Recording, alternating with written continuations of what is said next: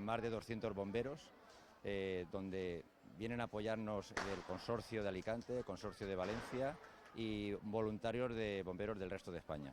Cada hoguera, el dispositivo, digamos, por unidad está formado por 1 o 2 equipos de bomberos, aproximadamente puede estar entre 4 y 8 o 9 bomberos, y además tiene un equipo o 2 equipos de policía, también aproximadamente de la misma cantidad, para la seguridad directamente con los espectadores, la gente que hay alrededor, y luego equipos de protección civil, de voluntariado. Estoy deseando, pero por parte no, también.